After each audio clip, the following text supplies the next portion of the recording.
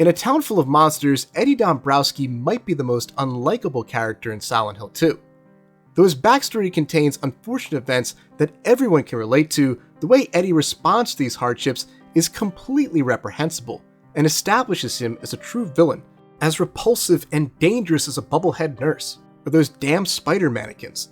And along the way, he hints towards one of the game's most enduring fan theories, serves as a contrast to James, and pushes him towards the narrative's most stunning revelation. But before I go on, if you are a Silent Hill fan, then please be sure to like, subscribe, and consider supporting me with a YouTube channel membership or over on Patreon. My dream is to make these videos full-time someday, and by doing any of those things, you'll be helping make that dream a reality. James first encounters Eddie in Woodside Apartments. It's a rather disgusting encounter, to put it mildly. He finds him in a bathroom, puking his guts out. Eddie's initial reaction to James is one of paranoia. He insists, unprompted, that he didn't do anything, which certainly isn't suspicious at all. As James inquires further, he explains that the dead man in the other room, the man in the fridge, was like that when he arrived. James then manages to calm Eddie down with a proper introduction, and in the conversation that follows, he drops some critical information. He confirms that he, too, was drawn to Silent Hill, just like our protagonist, and that he can also see the monsters. This is important because this makes Eddie the first human character James speaks to who, just like him, is fully experiencing the town's effects. Sure, he met Angela back at the graveyard, and as we'll discuss next month, she is enduring a Silent Hill journey of her own.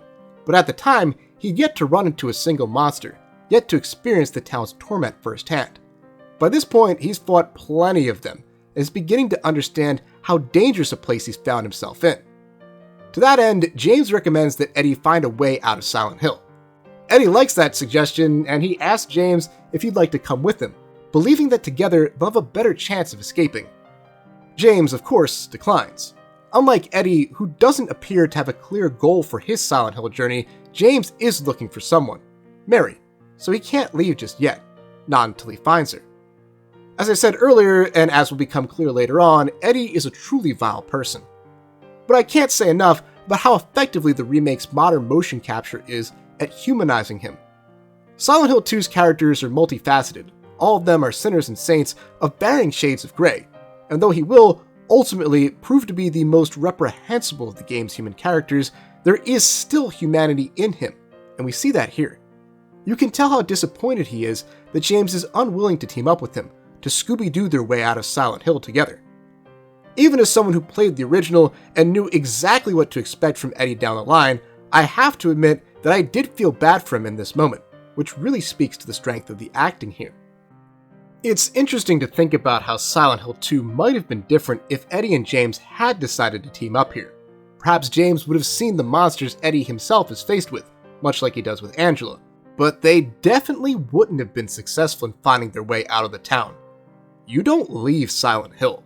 Silent Hill leaves you.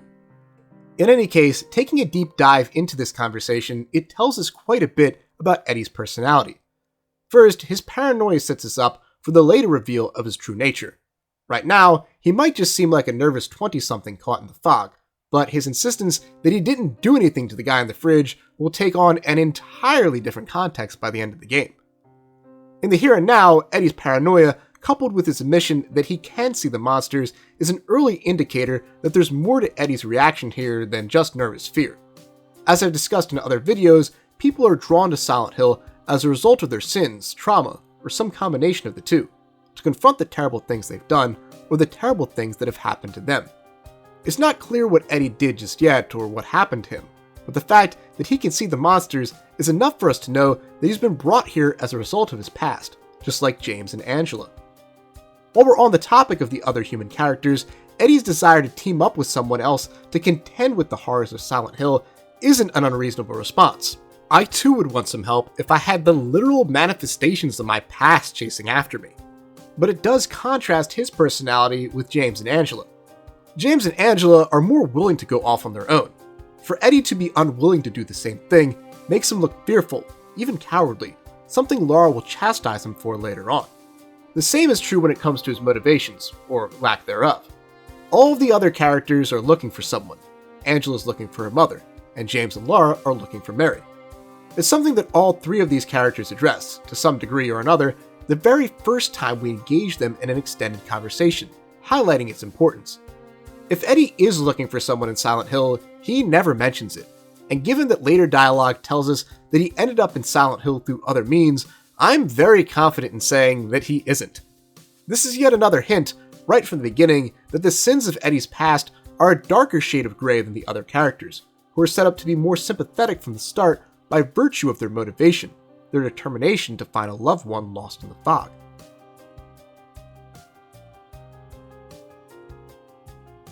The next time James runs into Eddie, it's in the movie theater, during a stretch where he's chasing after Laura. As he makes his way to the auditorium Eddie is in, James can listen into his conversation with Laura. In my last video, I discussed how Laura torments James until she trusts him, aiding in the town's punishment of him. There's some element of that in their interaction here. She calls him a gutless fatso and gets him to admit that he's hiding from the monsters, which reinforces his cowardly characterization. She also calls him weird and asks why he doesn't just say sorry for whatever he did, which prompts him to make some emo boy comments about how people have always called him weird, and that no one ever listens to him. But critically, during this conversation, Laura reveals some pretty crucial information about Eddie, that he told her that the police are after him. Now, we know what drew Eddie to Silent Hill. He probably ended up here while trying to escape from the cops and thought that the ghost town would be a good place to hide from them. Circling back to what I said about the difference between his motivation and the motivations of James and Angela, now that we know that he found his way to Silent Hill not because he was looking for someone, but because he was trying to run away from the police, the contrast could not be clearer. Now, not only do we know with absolute certainty that Eddie's sins are the reason he's trapped in the fog, but that those sins are indeed going to be shades darker than those committed by the other characters. The conversation between James and Eddie in the auditorium is brief, but still manages to convey plenty about him. At first, he doesn't seem to remember James, which makes him appear aloof and distant, and he's eating ice cream straight from the bucket, and not with a spoon either, but by licking it off his fingers. It's disgusting, and makes him appear especially pathetic. Speaking of how pathetic Eddie is, now's a good time to talk about his visual character design. He's dressed in shorts, a long-sleeve rugby shirt, and wears a backwards baseball cap. It's the kind of outfit you'd expect to see from a teenager, not someone who is, according to various sources, 22 years old. It causes him to come off as childish and juvenile, which is fitting given what we'll soon learn about his worldview. Once Eddie has his wits about him, they talk about Laura. When James asks Eddie if he's coming with him to look for her, Eddie takes offense in light of the fact that James just turned down his request to team up back at the apartment. Eddie's reaction isn't entirely unjustifiable. He has a right to be somewhat miffed about this, but I think the biggest takeaway here is that Eddie just doesn't get it. James turned down his offer to team up back at the apartment because their goals were misaligned. Eddie wants to escape Silent Hill, while James is looking for Mary. But Eddie is used to people thinking he's weird and not listening to him, so he attributes James's actions to malice rather than their opposing priorities. In this way, his reaction reflects his juvenile character design. Someone with more maturity would understand this, but Eddie doesn't. At the same time, this moment is also our first look at his short fuse. It doesn't take much for Eddie to turn on James. It feels sudden and drastic, and that's exactly the point. Eddie's juvenile appearance, his pathetic portrayal, and his emo boy musings belie his true nature, that of a loose cannon man on the edge who's just about ready to pop. Eagle-eyed observers will also take note of the fact that in this scene, you can see Eddie's breath every time the camera is focused on him, as if he's outside on a cold day. I wouldn't be surprised if Silent Hill is a bit chilly at this time of year. It is a New England resort town, but it definitely shouldn't be so cold that Eddie can see his breath. And regardless, we don't see this from any of the other characters. Eddie's the only one whose world seems to be freezing, symbolism that will come up again later on. The next time James runs into Eddie, it's in one of the early areas of Toluca Prison. This meeting picks up right where the one in the movie theater left off, continuing with the theme of Eddie as a juvenile, poorly adjusted man on the edge who's about to completely lose his shit. When James finds him, he's saying one of his most infamous lines.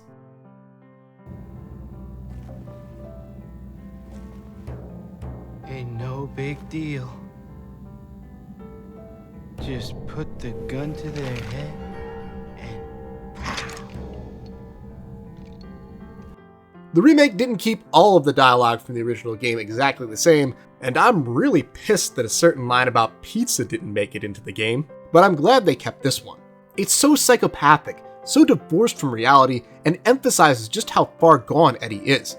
If it wasn't clear already that Eddie's sins are far darker than anyone else's, it is now, and it should be obvious to any new players that he is very, very close to a total explosion. In the conversation that follows this harrowing line, James questions Eddie about the man he killed, but Eddie can't get any of the details straight. He starts by saying that the man he killed attacked him first, that he made him do it, that he snuck up behind him, before changing the story entirely, saying that he killed the man because of the way he looked at him. James calls Eddie out on this discrepancy, which leads Eddie to explain that the man kept making fun of him. This, combined with Eddie's earlier comments about people thinking he's weird, leads me to believe that in Eddie's Silent Hill, this is what his monsters do to him. They taunt him, make fun of him, and bully him.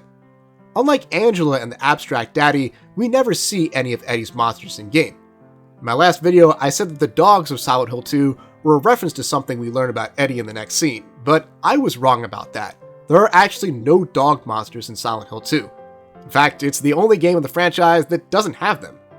But if James did encounter the monsters of Eddie's Silent Hill, I suspect they wouldn't even be attacking Eddie physically.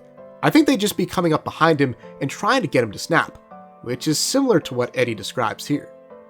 But back to the scene, James tells Eddie that he can't just kill someone because of the way they looked at him, which causes Eddie to aim his gun at James.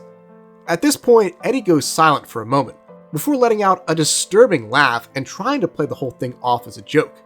The man was already dead when he arrived, he claims. If Eddie's key character dichotomy is that he's juvenile yet unhinged, then we see both elements of that here. No 22-year-old would seriously think he could pull a, "Oh man, I was just joshing you," about a guy that he shot for looking at him. But that's exactly what Eddie does here. It's childish and deranged all at the same time. Finally, as Eddie goes to leave, James asks him if he's really planning on heading off on his own. Twice now, James and Eddie have tossed around the idea of teaming up, but didn't do so. The first time because their goals were misaligned, and the second because Eddie was pissed at James for turning him down. Now, in a sign of just how far gone he is, how removed he is from the pathetic ice cream and pizza eating coward who wouldn't leave the theater, he journeys off into the prison on his own. In terms of the setting, cold temperatures are again a theme. The room is cloaked in ice, and we see Eddie's breath, and James's breath for that matter, every time they speak. And as for the man Eddie killed, if you look closely, you'll see that he resembles James, yet another nod to the loop theory that's been circulating through the fandom since the original game. James's climactic confrontation with Eddie comes at the end of the labyrinth. When he finds him, he's standing in front of another dead body, and goes as far as to say, "How many times do I have to kill you?" Which is some premium quality fuel for the loop theory, because this body also looks like James's. In any case, James asks Eddie what he's doing, which causes Eddie to go apeshit and unload a bunch of demeaning phrases that people have, no doubt, said to him over the years, which have probably been repeated by his personal monsters throughout his Silent Hill journey. He then goes on to express that he's accepted the horrible things people have said about him, and that he intends to be as vile as they've believed him to be. He says it doesn't matter who you are in life, because it's all the same once you're dead, and a corpse can't do the one thing that pisses him off the most: laugh at him. To drive this point home, he fires his gun at his victim several more times. It's at this moment that Eddie fully leaps over the edge, transforming from a pathetic coward into a true psychopath. We'll get to the Eddie we're about to see in a moment, the true psychopath, but first, let's speak in no uncertain terms about what brought him to this point, all of which is made abundantly clear by his rant. As mentioned earlier, every human character in Silent Hill 2 who finds themselves gripped by the town's unique brand of psychological horror has been drawn here because of the terrible things they've done, the terrible things that happened to them, or some combination of the two. It's been apparent all along that Eddie has been bullied throughout his life, that people have demeaned him for his weight, his appearance, and possibly even his childlike behavior. That could be a symptom of the bullying, but I wouldn't be surprised if it's actually one of the causes instead. Regardless, the feeling of being bullied is something everyone can relate to. Whether it was a taller kid in the schoolyard, an older girl on the soccer team, or a rude coworker, everyone knows what it's like to be pushed around, made fun of, or belittled in some way, shape, or form. It is a universal human experience, far more common than what James and Angela are going through. In fairness to Eddie, he's likely been bullied quite badly, and it'd be wrong to say that all of us can connect fully with the specifics of his situation. None of us are in his head, and we all reacted or internalized our experiences with bullying differently. Still, there's no getting around the reality that everyone has been bullied at some point, and can, at a base level, relate to Eddie's experience. And that's the important takeaway here. Not that Eddie likely had it worse than you or I. You'd think that the game would use this fact to make Eddie the most relatable of the three characters, but it does the opposite, instead using the unfortunate truth that everyone has been bullied to illustrate just how unhinged Eddie's response to it is. If all of us had been bullied, then obviously all of us didn't become murderers like Eddie. Otherwise, the human race would be a lot smaller. The reaction the developers want is sympathy that fuels condemnation, for the player's understanding of how awful it is to be bullied to make them want to stop Eddie's rampage even more. Because just like you can't shoot people who look at you, you can't shoot people who laugh at you either. The player knows his pain, but he's gone too far now, and become a monster worse than any of his bullies ever were. And if you ask me, I think that's why James never sees any of Eddie's monsters, despite spending as much time around him as he does Angela. Because in Eddie's world, he is the monster, and rather than contend with Pyramid Head or an abstract daddy, he contends with the leering eyes and cackling faces of his peers, who try to drive him to do exactly what James finds him doing here, killing someone in cold blood and crossing the line from a victim to a cold-blooded butcher. Furthermore, we can now infer why the cops were chasing after Eddie. He must have snapped in real life too, and committed violent crimes that made him a wanted man. Later, he'll confirm this, and admit that he shot and killed his bully's dog, and then shot his bully in the leg. James attempts to talk to Eddie, to try and calm him down, but all this does is redirect this monster's anger towards him. He accuses him of being just like the others, just like everyone else who's ever dismissed him and laughed at him. Then, for the second time, he points his gun at James. This time around, our protagonist isn't having it, and drops Eddie with a single punch. It's at this moment that Eddie has now completed the full cycle of bullying. There's always someone stronger, always someone more powerful. That's part of what makes bullying a universal experience, because there's always someone higher up on the pyramid. That might not be James's intention, but it's surely how Eddie feels as he gets dropped on his ass. And just like most bullies, Eddie's response to violence is more violence. But before we get there, there's another run of incredible acting. You can see how bad James feels for hitting Eddie. He knows where this is going to go, knows that Eddie is going to view him just as he's viewed everyone else, but he had no other choice. Eddie retorts by telling James not to get all holy on him, because this town called him too, and that means the two of them aren't so different after all. These comments set the stage for Eddie's final role in the story, but we'll get into that in a few minutes here. Eddie then flees into the next room, forcing the player to pursue him. After collecting some ammo and supplies, and you're definitely gonna need all of it, James enters Eddie's boss arena, a meat locker. We've seen cold and ice symbolism throughout the game with Eddie, and it's here that this imagery reaches its peak. If you take a close look at the other two human characters who are affected by the town, James and Angela, you'll see that their stories are impacted by temperature and elemental symbolism as well. James's Silent Hill is wet just about everywhere you look, which some suspect is a reference to the in water ending, while Angela's is burning, as shown in James's final meeting with her. I agree with those who suspect that in water has something to do with the appearance of James's Silent Hill, but when you examine all three characters, I think there's another message that can be drawn from it. In Dante's Inferno, the highest levels of hell, those closest to the surface, are on fire, while the lowest levels, those furthest from God, are freezing cold. Thus, in the afterlife according to Dante, ice is a greater punishment for the sinful than fire. Angela, James, and Eddie all have committed sins.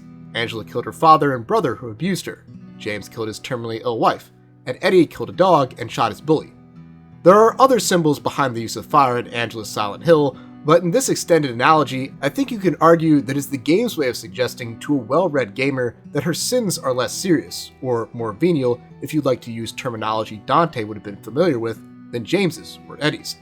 This should be obvious. Killing an abuser after years of torment is far more justifiable than killing one's terminally ill wife for ambiguous reasons, or shooting a dog and a bully whose specific transgressions are unclear.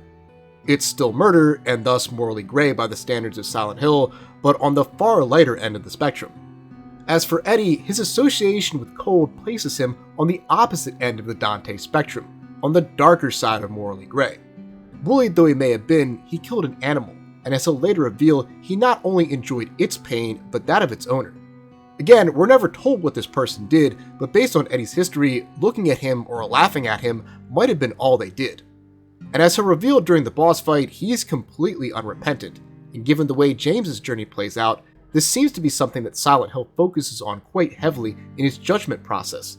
Thus, Eddie's Silent Hill is dominated not by the justified fire of Angela's, nor the water of James's, which places him somewhere in the middle of the spectrum, but ice and cold, which Dante envisioned as being as far from God as one can be. Back in the boss fight, Eddie starts out by trying to justify his actions, saying James can't possibly know what it does to a person to be laughed at and picked on. The irony here is that, as we've covered, everyone does know what it feels like to be bullied to some extent. He then launches into a defense of his actions that is, just like Eddie, juvenile and unhinged all at the same time. He says that shooting the dog was fun, describes its gruesome death in detail, and laughs about how much his bully cried after taking a bullet to the leg. Once he's finished with this mini manifesto, he'll start attacking, sneaking around the slabs of meat to shoot at James. The meat slabs are yet another brilliant piece of symbolism, as they reflect Eddie's lack of care about anyone or anything other than himself and his pursuit of violent retribution. Human lives, to him, are now as meaningless and as undeserving of dignity and respect as the carcasses of animals. The boss fight, overall, is one of the sequences that the remake does particularly well. I've praised the remake quite a bit across this video series, and make no mistake, there are plenty of things that I believe the original does far better. But given the ridiculous task Bloober Team had before them, I feel it's necessary to give substantial credit where credit is due. In any case, the modern style of the remake suits the boss fight, as the player is able to hide and sneak around right along with Eddie, whereas in the original, it was more of a confined shootout with some cow carcasses for cover. It's here that Eddie's bullying victim to murder arc reaches its apex, as he dies in the firefight with James. But with his death, he provides one last narrative beat that helps the developers usher the game into its final act. There's plenty of character development for James in the Labyrinth section, namely through his interactions with the imprisoned Maria, an encounter with Pyramid Head, and an opportunity to wield the Great Knife. But all of this is sandwiched in between boss fights with the abstract daddy, Eddie, and the death of Maria. It is, at times, easy to forget, amidst all of these pulse-pounding battles and heartbreaking moments, that James is at the center of this story, and that we still have yet to learn everything about him. James's reaction to the death of Eddie brings the focus back on this unexplored part of the narrative. As Eddie's eyes go blank and he bleeds out on the floor of the meat locker, James looks down at his hands the same way he did at the beginning of the game. The player doesn't know it yet, but this is a trauma response. Though James thinks Mary died 3 years ago, the truth is that she died just 3 days ago. And when he looked down at his hands at the beginning of the game, he was reacting to what he just used those hands to do: suffocate his terminally ill wife. All of this will be revealed in Silent Hill 2's final act, once James crosses the lake to reach the hotel. Thus, Eddie's death sets the stage for a climactic exploration of James's own crimes, forcing him, and by extension the player, to reckon with his sins and to answer one of the game's lingering questions. Is James truly no better than Eddie, an unrepentant murderer doomed to repeat the same cycle over and over again? Or perhaps accept a watery grave? Or will he manage to accomplish Eddie's original goal, the one he voiced all the way back in the apartment bathroom, and find a way to leave Silent Hill? James's final fate, ultimately, is in your hands. But is this juvenile, unhinged monster who helps put it into greater context? And that's what makes Eddie so important to Silent Hill 2. Thanks for watching. Huge thanks to my Silent Hill collaborators Mathias T, Solice, and David Peppiatt, who allowed me to use their covers from various Silent Hill games for this video. To check out all 3 of these amazing artists, just follow the links down in the description box. Big shout out to all my silver and gold tier YouTube channel members and Patreon subscribers, including James Pruitt, Gustavo Balabi, Little Caesar, Reed, Pathonian, Anna Novikova, and Sean Bobby, who get early access to these videos thanks to donations of $5 to $10 a month. See you guys next time, and go birds!